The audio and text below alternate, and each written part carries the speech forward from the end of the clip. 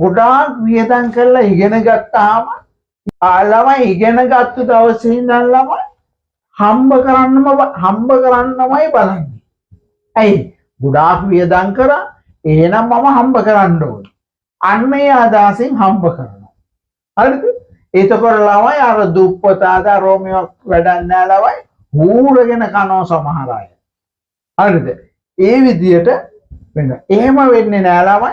ඔයගොල්ලෝ මේවා අරගෙන වැඩ කරලා ඉහළට ගිහිල්ලා මේ අපේ රටේ මිනිස්සුන්ට උදව් කරන්න.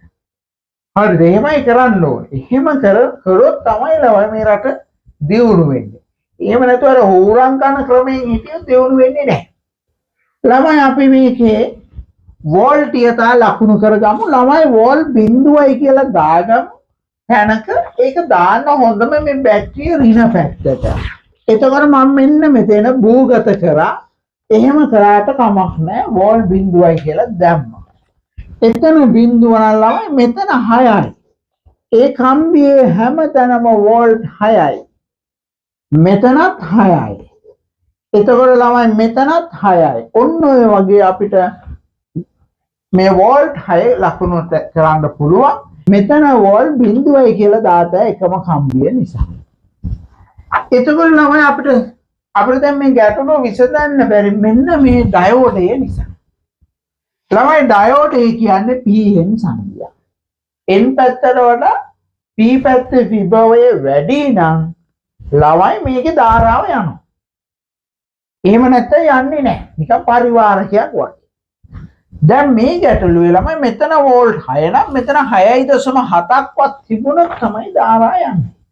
නමුත් 6.7ක් මේ ගැටලුවේ එන්නේ නැහැ ළමයි. බැටරියේ වෝල්ටේජ් එක 6යි. එහෙමනම් මෙතනත් 6යි මෙතන 6යි. මෙතෙන්ට එනකොට 6ටත් වඩා අඩු වෙනවා මිස වැඩි වෙන්නේ නැහනේ. අන්න ඒක හිතුනොත් ළමයි අපිට පුළුවන් මේකේ ධාරා යන්නේ නැහැ කියලා තීරණය කරන්න. ධාරා යන්නේ නැත්නම් ඒ උපකරණේ වැඩක් නෑ අයින් කරන්න. ඔන්න ඒක අයින් කරන්න. අන්න එහෙම දාපු ගමන් මොකද වෙන්නේ ළමයි මේ ප්‍රතිරෝධ දෙක ශ්‍රේණිගතයි. 1000යි 200යි 1200යි. 1200යි මේ 1200යි සමාන්තරගතයි. එතකොට සමක ප්‍රතිරෝධය ඕම් 600යි. අන්න දැන් අපි V සමානයි IR දාමු. අපි සපයපු බැටරියේ වෝල්ටේජතාව 6යි. ධාරාව තමයි අපි දන්නේ නැත්තේ. මුළු පද්ධතියම තියෙන්නේ ඕම් 600යි. අපිට පේනවා 600න් 6යි. ඒ කියන්නේ CN එකයි. CN එකයි ඇම්පියර් මිලි ඇම්පියර් නම් 10යි.